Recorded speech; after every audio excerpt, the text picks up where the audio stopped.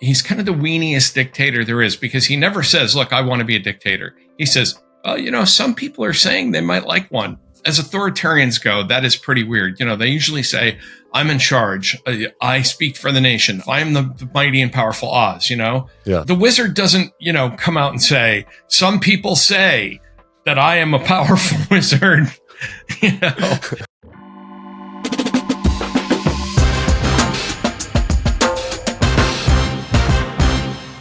Hello and welcome to the Bulwark Podcast. I'm your host, Tim Miller, and boy, do we need this guest today because I was so mad for Oasis that I felt like I needed to see him one more time. And so I flew to Chicago for the night. And so I'm not at 100% today. I'm just going to be honest with everybody. I'm not at 100, but luckily we've recruited somebody who hopefully will carry me and who is a skilled podcaster who you enjoy. He's professor emeritus at the Naval War College, staff writer at The Atlantic. His books include The Death of Expertise. It's Tom Nichols. How do you say Tom Nichols in Russian? They would say Tom Nichols, but actually what they would call me is, because my father's name was Nick, the respectful way to address me is Foma Nikolaevich. Foma Nikolaevich. Well, Timofey Timofeyevich, so nice to see you. So nice to see you. We're all going to be Russian eventually. Are you an Oasis man, Tom? You like a radio rock? You like Dude, I'm 64 years old. Too old for Oasis? They came around when I was already starting to have to take like statins and stuff. So okay, well you can still find new joys in old age, I know, Tom. You don't only have to listen to music from that came out when you were 17. You can expand. I've heard Wonderwall and all the greats, and I know who they are. I just find them to be a little on the light and fizzy side. They're fizzy. And I was fizzy last night. So here we are. Were you? I think we have a new topic. There were two newsletters yesterday that came out that were both pretty bleak. One by my colleague JVL, which we'll get to in a second. But you wrote comparing Donald Trump to Homelander. Yeah. Tell people who Homelander is. Well, first, I will never try to compete with JVL in bleakness. I mean, he is as negative as I can be. He is the Prince of Darkness, and he is my spirit animal. And yesterday's was about as dark as it gets. So we'll get to that in a second. It was, if I were more of a drinking man, I'd have been right there with you. Okay, so Homelander, for those of you that haven't watched the Amazon Prime series, The Boys, which includes me, which is based on a series of graphic novels that are graphic.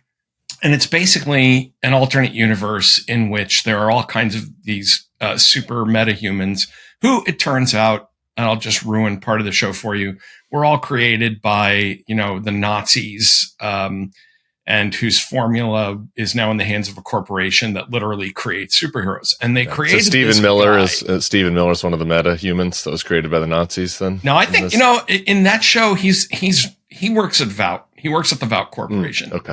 He's not a meta. He's just one of the guys that gives the shots to other people. But the pride and joy of the Vought Corporation and its superhumans is this guy named Homelander. And he's obviously, in the comics and in the show, he is obviously evil Superman. Like, what if Superman were a stupid, vain psychopath? He can shoot lasers from his eyes. He's invulnerable. He can fly, all that stuff. But he basically, and the backstory is, he's basically created in a lab. He's raised without love. He is constantly hurting about the fact that he's never really known who his father was or had love. And he's this neurotic. I'm seeing the parallels now. Yeah, he's this neurotic big baby who also happens to be extremely powerful. And everybody around him always has to kind of kiss his ass and make sure that he doesn't like laser them into a pile of ashes. But one of Homelander's catchphrases, the thing he says repeatedly during the show is, I can do whatever I want. And when I was watching this just shit show of a cabinet meeting the other day, and Trump finally said, I can do whatever I want. I have the right to do whatever I want. I'm the president of the United States. If I think I have to do it, and I said, man, this guy just is going full Homelander. And so I was stepping into my old neighborhood at the Daily, and I suggested, look, why don't we do a piece that I'll call President Homelander?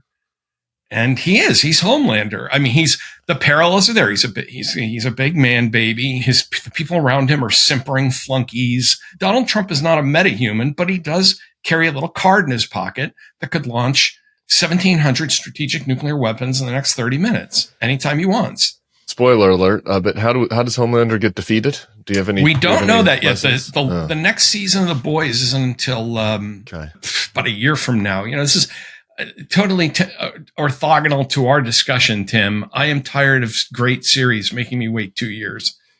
Yeah. When I was a boy, you kids, when I was a boy, the season ended in the spring. You had to watch reruns during the summer, and then in the fall, you got new episodes. And we liked it that way. Amen. I agree with that. I appreciate the parallel. And because Trump definitely, I see where you're going with this. I'm wondering, on kind of the alarm scale, and this is related to what I've been calling kind of the dictator soft launch that he's been doing this week. I have the right to do anything I want. I'm the president. And then he does the thing where he's like, people say they want a dictator, and I don't want to be a dictator, but people are saying, really, you're hearing a lot of people saying they want to be a dictator. Like, what do you think is happening there? Do you think this is, well, I don't want to prejudice you. What do you think's happening with that? He wants to be a dictator. I mean, how many times does he have to say it? He's kind of the weeniest dictator there is, because he never says, look, I want to be a dictator. He says, some people are saying they might like one. As authoritarians go, that is pretty weird. They usually say, I'm in charge. I speak for the nation. I am the mighty and powerful Oz, Yeah. The wizard doesn't, come out and say, some people say that I am a powerful wizard. They think I'm mighty and powerful. He wants to do it, but he doesn't want responsibility for it. You saw that this week when, tried to fire Susan Menares, the doctor at CDC, and he had somebody else that just couldn't pick up the phone and say, you're fired. He just, for all that bullshit on The Apprentice, he doesn't actually like doing that. He's not good with that kind of confrontation. So yes, I think he wants to be a dictator, but I think he wants someone else. He's not Napoleon seizing his own crown off the pillow. He's Napoleon saying, some people say I should pick up this crown and become emperor. Yeah. It's insightful because I see it two ways, right? Like on the one hand, we are sort of saved by his cowardice at times and the tacoing and the fact that Fred didn't love him and that he doesn't like really want to be seen as the worst person ever, right? Like he has a desire to be loved and he doesn't like, have the total sociopathy that you see from other dictators. On the other hand, it's part of the reason why people from within his tent and other CEOs and whatever don't challenge him directly. Like it's part of the reason why he kind of muddles along with this, because it gives people an out, right? To be like, oh, he's just joking about it. He's not serious. He's not real. This isn't really Napoleon, right? And so in some ways it kind of allows him to kind of keep gradually doing authoritarian things without the backlash you might expect. I don't know. What do you think about that? Well, I think one of the things that saves us continually, and I'm saying this analytically rather than as a partisan or, just a hauling off a random insult, is that he really is kind of a case of arrested development. I mean, Donald Trump in some ways his instincts, his language, his reactions are like those of kind of an 8-year-old. You know what I mean? And that where he's kind of, and I think on the one hand, that stops him from doing things because, he is, if you think about children, right, they can be incredibly bold and cruel at one point and then completely insecure and, kind of lost at the next point. So that actually works in favor of democracy and stopping authoritarianism. But it also, as you just pointed out, Tim, it stops people from taking him too seriously. Look, right. Charlie Sykes and I are always using the expression clowns with flamethrowers. Well, an 8-year-old with an Uzi still has an Uzi. Right. He still can, doesn't know how to shoot it, doesn't know what he's doing, but can still, spray lead all over a room and hurt a lot of people. Years ago, when I wrote that piece that I know he must have read because he reacted to it, when I called him the least manly president, and why do his supporters like someone who is so unmanly? And the answer I came up with is because he's America's problem child. his supporters are like the parents at the principal's office saying, I know he lit the school mascot on fire, but he's a good boy. He doesn't, and he gets away with a lot because of that, because people don't hold him personally responsible, because how responsible can you hold an 8-year-old for anything? But, he wants to do it. He wants to be in charge of the club. He wants to tell people what to do and play with his toy soldiers and put them in the streets. And, whether he's a kind of dysfunctional 8-year-old or not, he is the president of the United States with all of the powers that pertain to that office. All right. So let's take us down the ominous pipeline to where JVL was yesterday from this. Time to embrace the suck. Yeah. I think his threat assessment is a little greater than 8-year-old with Uzi. Let's just say, the subhead of the piece was Trump is waging war against the American government. When he's done, he'll use the government to wage war against Americans. I just want to list a couple of points, and he gets into the purges. I want to talk to you about the purges in specific, but just at a macro. These are just some of the examples he gives, because there's more. Trump pushed out the sitting FBI director and then purged the Bureau's career leadership. He fired the Joint Chiefs and purged the ranks of senior generals. He's attempting to fire one of the Federal Reserve governors right now, and he's directing state National Guards to create special rapid deployment units that he can use against civil unrest. And he pulls on this together to say this is all the same project, attacking the government and re-engineering it to serve as a weapon against the American people. There's a part of me that doesn't want to give Trump the credit, because that makes it seem like it's a plan. But it's sort of hard to argue that that's what's happening. I agree. And, I don't think Jonathan's wrong. I think, after I've just said all this about, an 8-year-old with an Uzi, the people around him are adults who know what they're doing. And this, I would say most is of Bobby Kennedy an adult? I mean, is Pete Hegseth an adult? A couple. There's some. Well, Pete Hegseth is, an absentee landlord at this point, but Bobby Kennedy, he knows what he's doing. I mean, go ahead and try and get a COVID shot in 3 months. Today in Georgia. Yeah. I mean, just try Bobby out and see what happens in 3 or 4 months. They are marching toward doing things. And there are people behind the scenes that probably whose names you don't even know, that are, one layer down in the Trump bureaucracy, and they know what they're doing. The interesting thing is how many of them are probably lawyers. I mean, but right. Now Emil Beauvais is a federal judge. Crazy. My colleague David Frum, in the first Trump term, we're talking 8 years ago, said, watch for what they're going to do. They're going to try and stock the judiciary, to basically make sure that nobody can say no to their plans. I argued back then, and in the interim, when I said this is what he'll do if he comes back to office, he's going to seize the Justice Department, the Defense Department, and the intelligence community. And the purges that you're seeing. I mean, I'm sorry about what's happening at CDC and HHS, but you can get those doctors back. I mean, that you can snap back on that pretty fast. It's going to take a while to dig these seditionists and authoritarians out of the Justice Department, the Defense Department, the FBI, the CIA is going through a purge now. They fired the head of the Defense Intelligence Agency, a 3-star general, because he didn't come up with the right answers. So somebody in there, it's not Laura Loomer. Yeah. I mean, you also don't actually have to be that smart to purge people. I mean, this is not exactly like 5D chess. Any like Wreck-It Ralph could go in there and knock out people that have just donated. You have to be moderately aware and intelligent if you're doing it surgically. And identifying, saying, here are the people that could stand in the way, and we need to just move them out of there. I mean, that's going on, and this is incredibly dangerous right now. And again, one of the things that slows it down is that Donald Trump has the attention span of a gnat, and so that's good, but it's not. It's just slowing this down and making it more chaotic, but it's not stopping it.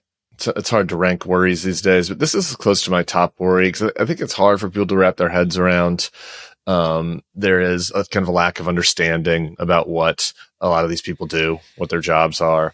And it's hard to keep track of everything. I mean, I was looking at the story this morning. I think the story was from 4 days ago, and I had missed it. The head of a Pentagon unit responsible for accelerating the military's adoption of new technology resigned on Monday. 3 sources said it was because he had donated to Democrats in the past, and he was getting hassled by DoD leadership. It's just one example, but it's like, I think it's a telling one because this stuff is happening all across government. There are people that have serious jobs. I mean, I think that you would think that everybody would want to have an experienced person looking at adoption of new technologies for the military, and that their past political donations wouldn't matter. No, but you're seeing this in the FBI, right? Mike Feinberg, I interviewed him a couple weeks ago, and he's like, he was the one that came out and talked about it, and he was a China expert.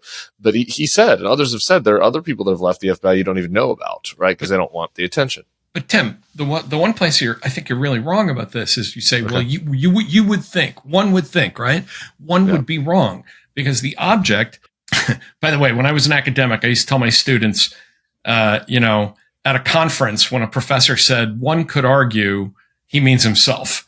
That's not true in this case, actually. One could argue, mening me, but, and that if he says some have argued, he means other people and they're wrong. But anyway, if you say one would think, you'd be wrong because. Look, what if the object is simply to move people out of offices and give your friends jobs that pay, on average, $175,000 plus federal benefits? You don't care if the job gets done. You don't give a shit about any of that. All you want to know is, are friends of mine getting their chance to plunder the treasury? Because the only reason, and we have to keep coming back to this, yes, Stephen Miller and some of these other weirdos, they wanted Trump to get elected because they have, deep-seated issues and they want to work them out through national policy and torment other human beings. Donald Trump ran to stay out of jail and get rich and replenish his personal fortune and get revenge on his enemies. And the way you do that is you fire everybody that could ever say no to you, who could possibly oppose you, and then you give jobs. Good jobs. I mean, although again, and I know we've talked about this, but some of these people are fine. Like Bongino, I think figured out. It's like, hey, being a federal employee sucks. Right. This sucks. Podcasting sounding great. Podcasting with, it's like that conversation in Ghostbusters, right? You've never been in the private sector. They expect results. So, I think that when you look at these jobs and say, why would Trump fire the guy who's at the office of, transformational widgetry or something? He doesn't care what the office is. I mean, this is becoming Death of Stalin shit, right? Where somebody in the Pentagon pointed and said, that guy donated to Democrats, give his job to a friend of mine. We've ruminated about this in the podcast a couple times. I think we're kind of at a different place now. We're 9 months in. We know more than kind of during Doge when Elon just kind of, was flame throwing at everything he could find in the government. But now, we're seeing more clearly what they're doing. Well, if you get a call from somebody at state or at the FBI or at CIA or whatever, and they're like, I don't know what to do, man. I'm thinking about leaving. Should I stay? Should I go? What do you think people should do right now in those positions? Stay. Absolutely. What about the CDC people who are like, I'm a scientist.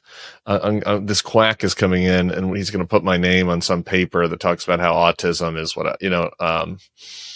different vaccines cause autism. Different matter. I think when you ask me about people in the security, law enforcement, intelligence, defense bureaucracy, my answer is it will probably be worse without you than with you.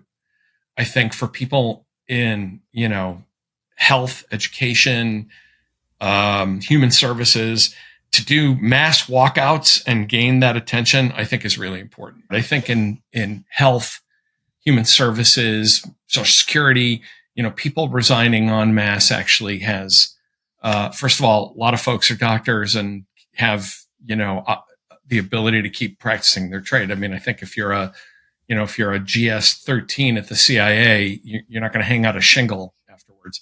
But also, I think for those folks in those jobs, they have to assume it would be worse unless so many people walk out. Like remember in Trump's first term when they were going to make Jeffrey, what's his name? Clark. Jeffrey Clark, thank you. The guy, they were going to make him attorney general. And basically, the people around Trump said, everyone in the top layer of the Justice Department are going to walk out at the same time, including all the people in this room. Yeah. Now that, if that's where you're going to go with that, then that could work. But I think for most of those people, I kind of agree with Susan Menares and the way she approached it. Make them fire you. Yeah. Don't, what is Timothy Snyder's comment? Don't obey in advance. Yeah. If they're going to fire you, then make them have to fire you and put it in writing and then then fight. Better them than me, working for Kash Patel for 3 more years. But I agree. I think Susan Menares has handled this very well. Just while you're mentioning the fact that he does have a layer of adults and of seasoned, people keep yelling at me that I'm saying this word wrong. So since you're the expert, you can tell me how to say it. Apparatchik. Yeah, apparatchik. Someone who works in the apparat. Apparatchik Russ Vogt was just appointed to do the final last rites on USAID. So, Russ Vogt is when we were talking about people who know what they're doing, right, who are behind the scenes, and I've been saying this since day one. Russ Vogt is the guy, he's one of the guys you want to watch. He's a true believer.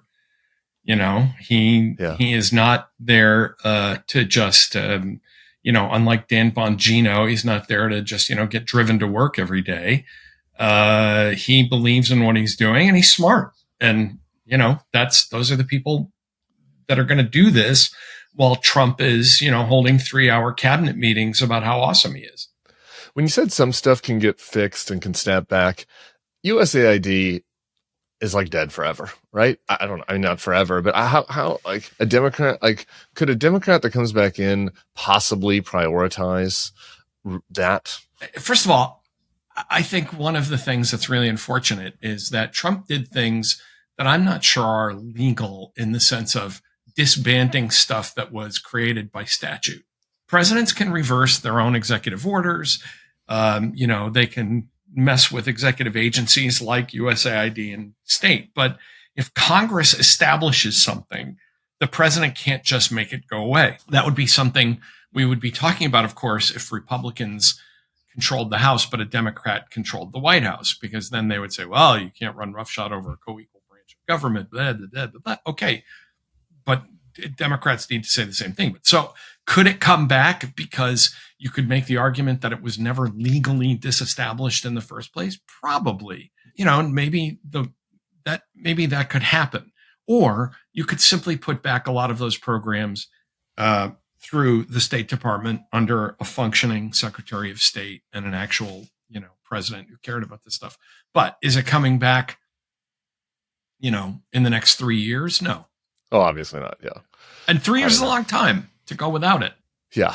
And obviously it's not going to come back in 3 years. I don't know. I'm kind of suspect about how it can be reanimated at all, but that's a problem for another day. I want to just really quick get you on the security clearances stuff. This is related to the purges. 2 news items on this week.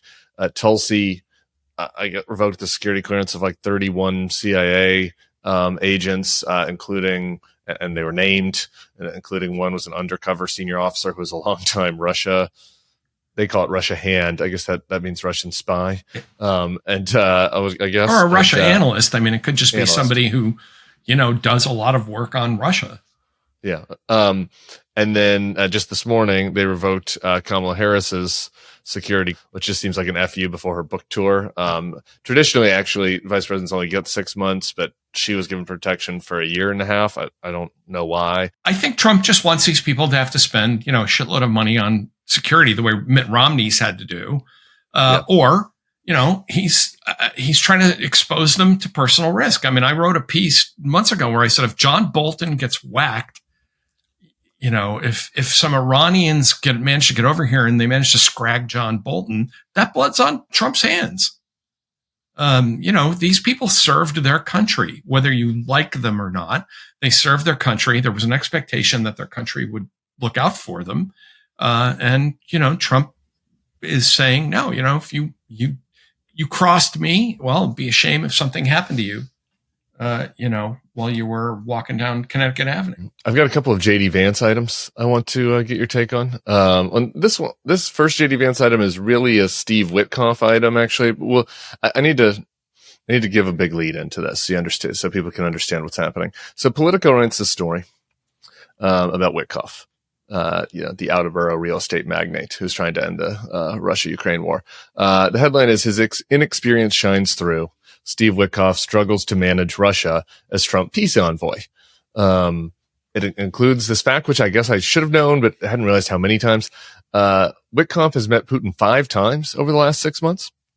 And obviously that is not translated into anything. This feels more like a just obvious fact than, any opinion that anyone has given. You don't need to go to blind sources to see this. Russia was bombing Kyiv yesterday, killed like 18 people.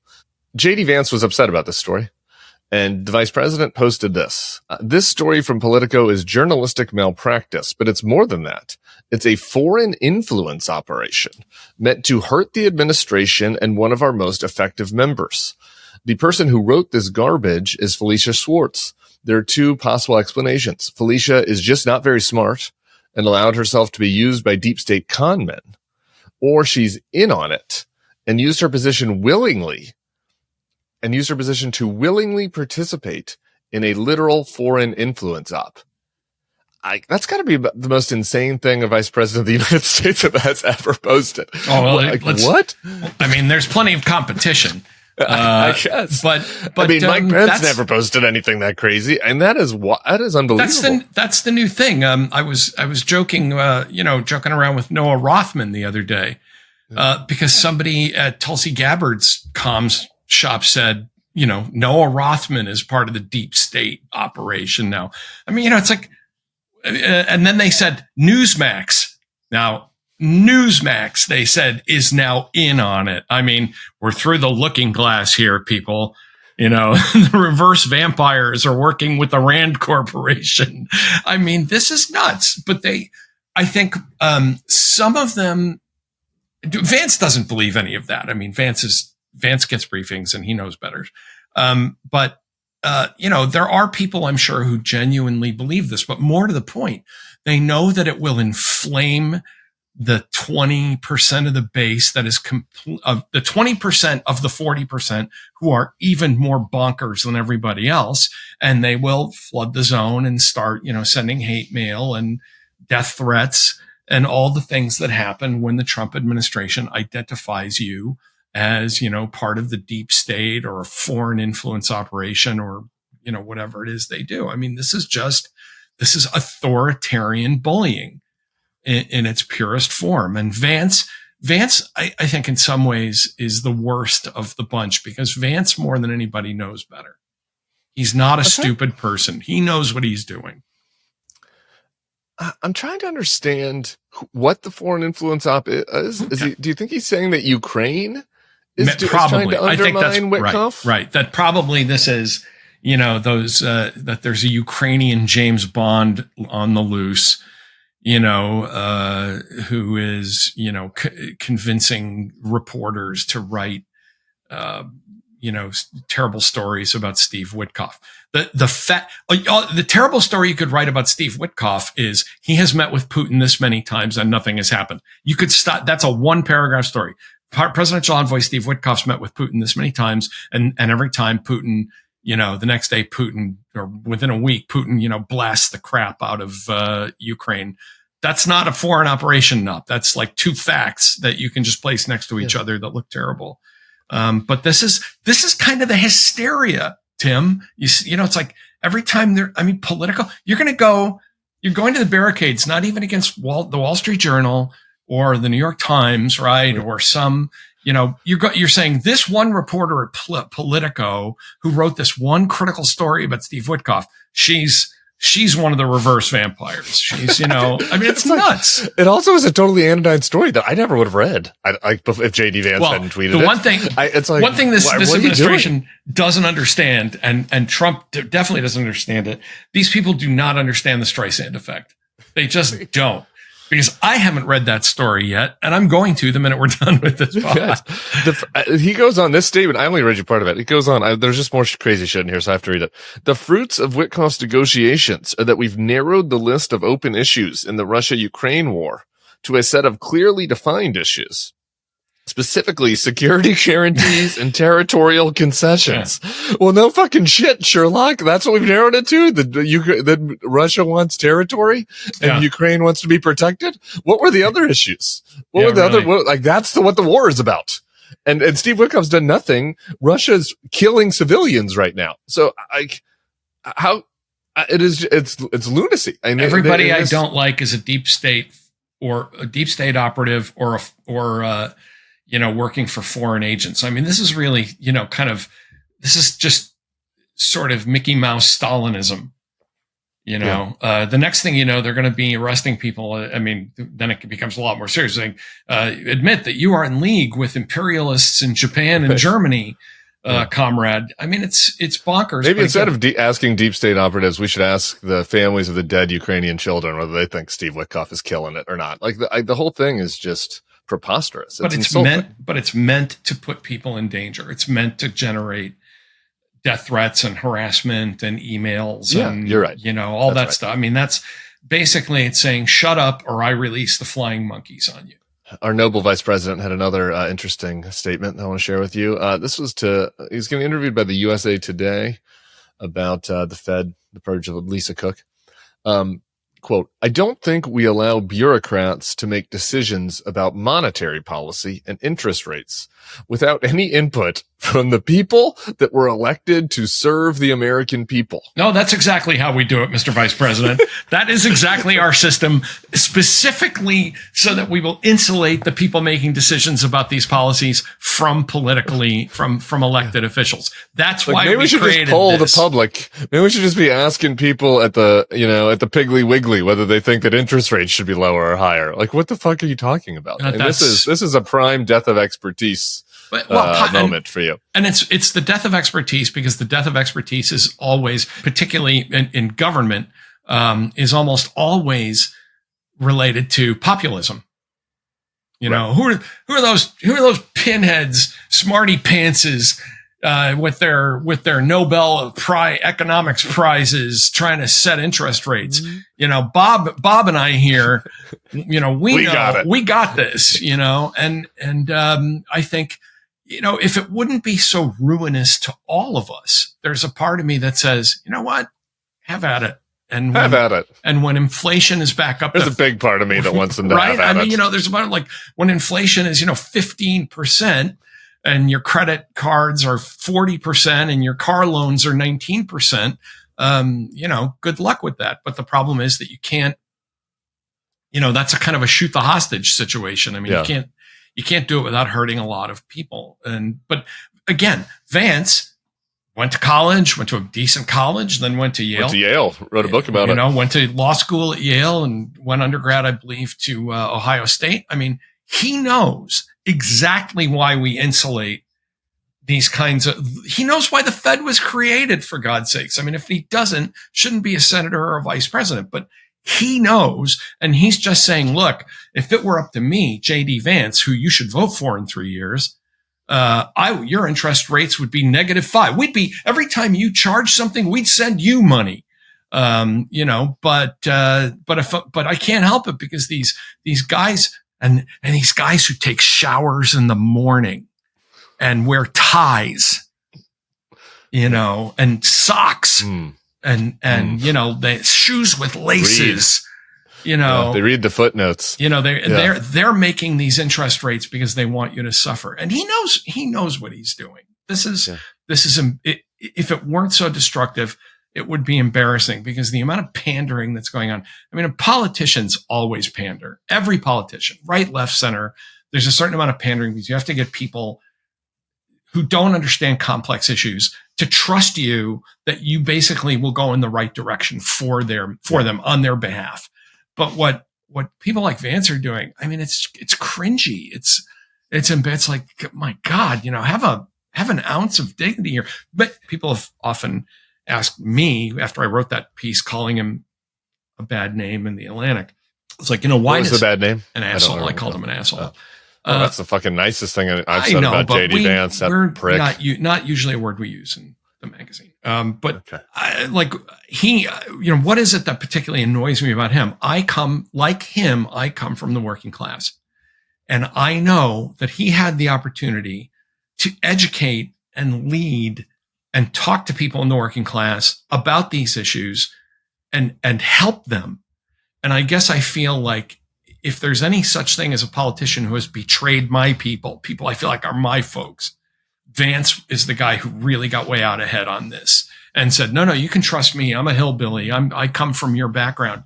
And the minute he had, a microgram of power, he just betrayed them and played them for fools. And he still does.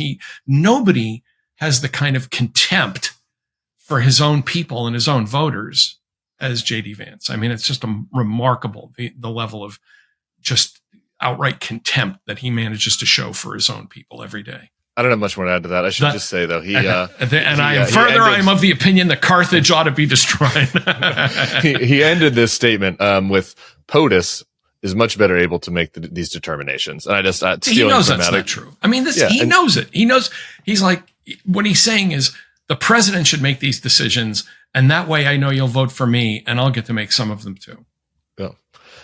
Stealing from Matt Iglesias, it does seem like we're speed running a century of Argentina's economic decline here with this stuff. I mean, if they actually go through with it, that's what we're really looking at. Yeah, this is hype. This is, Peronism played at 78 RPM. Ooh, I just dated myself with that reference, didn't I? No, that's good. People understand that records. I know about RPMs, and I got a record player. Right. They're back now. That's like hipsters. Right. Okay, now, so that reference marks me as cool now. Because they're back. Exactly. Right. Okay. You've come right around. It's sort of like if you don't change your genes, right? Eventually, they're hip again. Will come back around to you. Well, it is. You're right. It's speedrunning Peronism.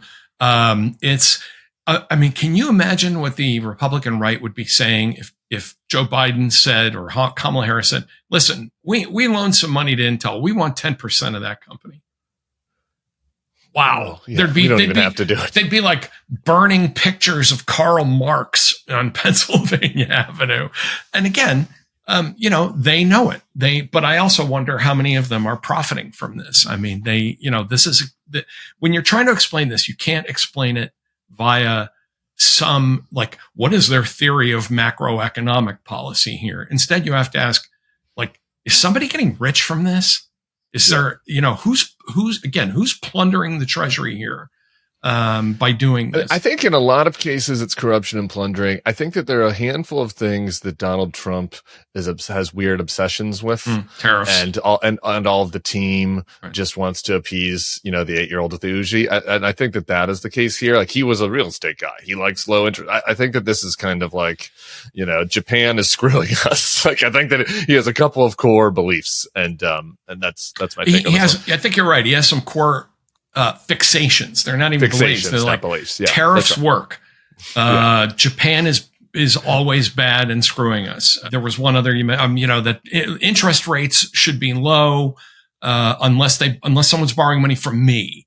I mean, these are not even well-formed ideas. Again, they're kind of the way an 8-year-old thinks of the world. The rules should be rules, except when I don't want them to be. Yeah, and kind of Archie Bunker level racism is sort of his thing too. It's not like a deep level, but sort of, he believes all the cliches, about every category. And except for the ones he knows. Right. Yeah, right. I mean, my dad. That's a good one. I have to tell you, my dad was that kind of a racist. He'd say, black people and Hispanic. He used all the words, and then he'd say, and I'd say, but Dad, you work. He said, oh, Joe, no, he's okay. Yeah, he's a good guy. I was going to end with fun. Well, we will still end with the fun topic, but I have one more. Is fun the right word for the end topic? Oh boy, we're ending with a topic that people seem to enjoy. I guess let's put it that way. But first, we have a little breaking news here. Iowa Senator Joni Ernst is telling people that she's not going to be seeking re-election next year. It's kind of relevant because the Democrats are desperate to figure out how to expand their map to other states they could win.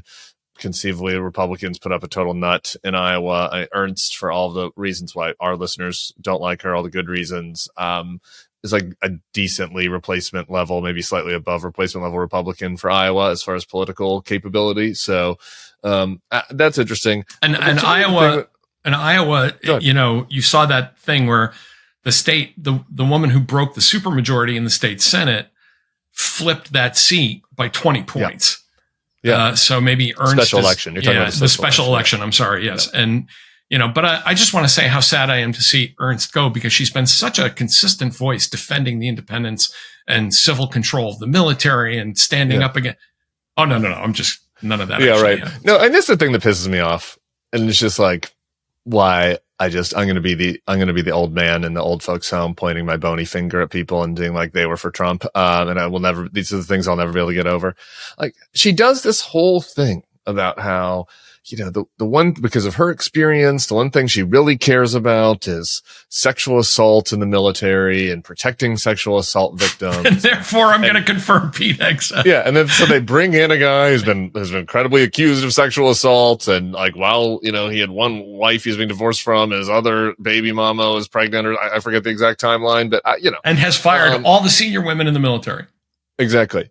And she claimed that she got some concession from him, right? that there was going to be a czar of sexual assault. I forget what the actual word was, or something like that. There'd be a special appointee that would focus on sexual assault in the military. How's that fucking going? Yeah. Where's that? Have we seen that? Is that, or have we actually just seen women get purged from the military? I suppose all these people are such cowards. Just like, stand up for something. You don't have to be Tim. You don't have to be Tom and have TDS and whatever. You don't have to become a Democrat, but like, have some spine on something. And none of them do. You would think that especially on Pete Hegseth, I still can't form the words Secretary of Defense Pete Hegseth without kind of, sad JVL type rueful laughter, but you would have thought that at least a handful of Republicans would have gone and said, look, Mr. President, we're going to do all kinds of crazy stuff on your behalf. You're going to get a lot of stuff you want, but you're going to have to take Bobby Kennedy and Pete Hegseth out behind the barn and just leave them there. Right.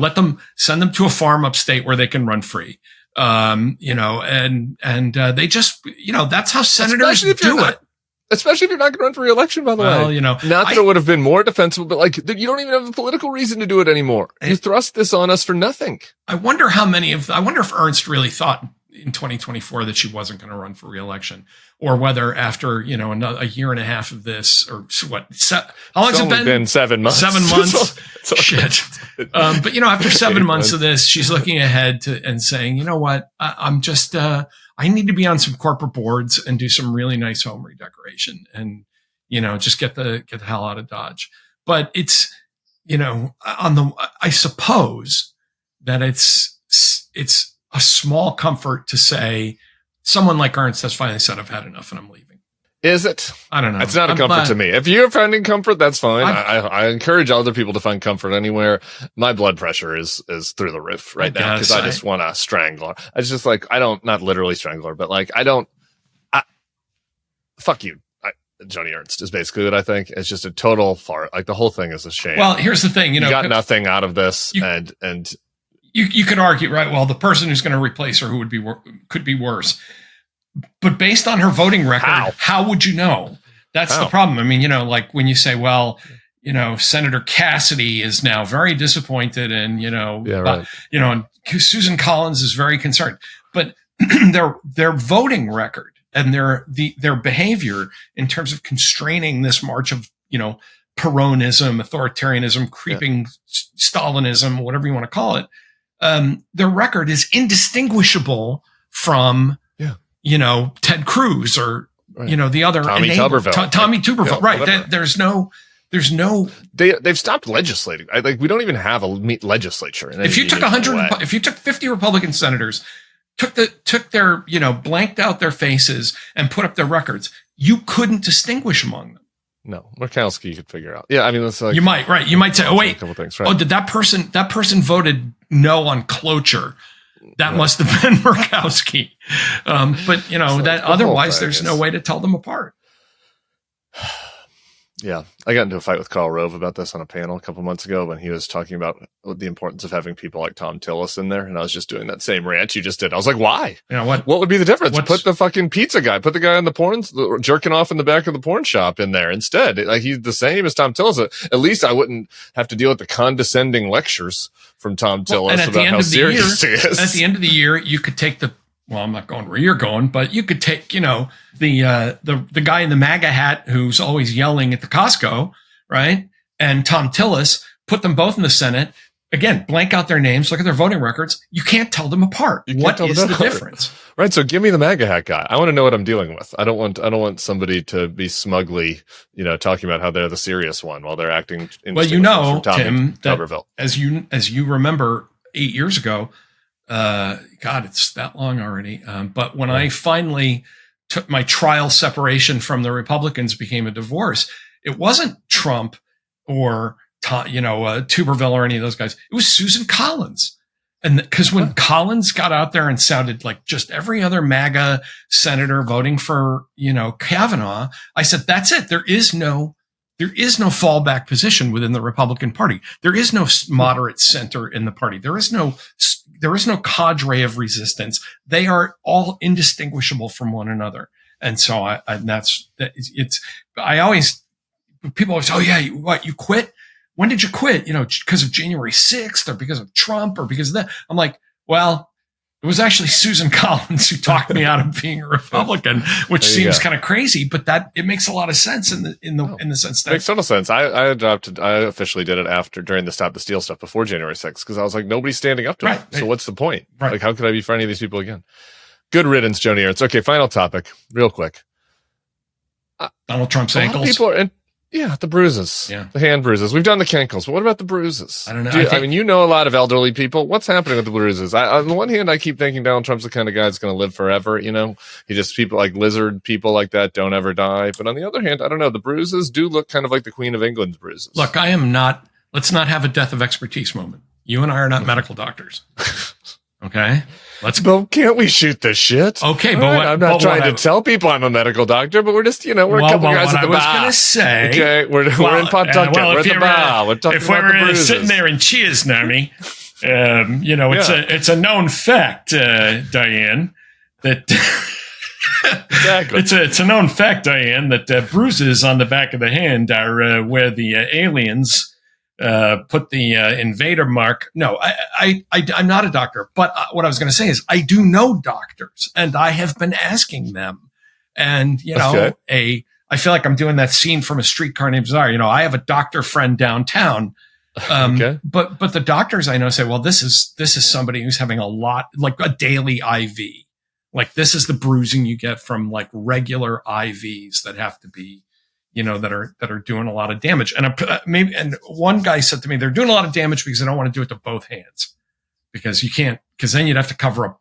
You're going to get bruises on both hands. So he's got that one hand that they're just using and covering up over and over again. I mean, the ankles, I guess those doctors said something about, venous insufficiency. I feel like I'm being Greg House. That's a diagnosis of exclusion, you idiots, but I mean, the couple of guys that I reached out to just as friends, and they said, well, it looks like heart failure. That's what happens when you're starting to get, real circulatory problems and heart issues, and your ankles, really swell up. But we're not doctors, but I think we're both safe in saying the man is not in good health. And that's what I think. I mean, look, whatever my personal feelings about Donald Trump, he's the president of the United States. I'm a citizen of this country. I want to know about the health of my president. Maybe I don't really want to know, though. What about that? Maybe I just want to speculate. Well, I think, I'm a citizen. I want to know. Okay. I want to know if we're going to monitor. We're going to be monitoring. That's why we have a White House doctor. The man, he works for us. He is a federal employee. The president and the White House physician are federal employees who work for the people of the United States. If the president of the United States is in ill health, the Republicans are, this is a story and it's deep state, yada, yada, yada. Hey, you're the guys that complained about it when Jack Kennedy had Addison's disease and nobody was telling anybody. Mm-hmm. You're the guys that, claim that Joe Biden was basically a mummified replica of himself, being held together with wax and chewing gum, all of a sudden you can't just say now, well, the president's health is none of your business. No, the commander in chief, the man who controls the nuclear arsenal, the man who, is the most powerful man in the world. If he's having health troubles, then we deserve to know about it. Yeah, sounds right.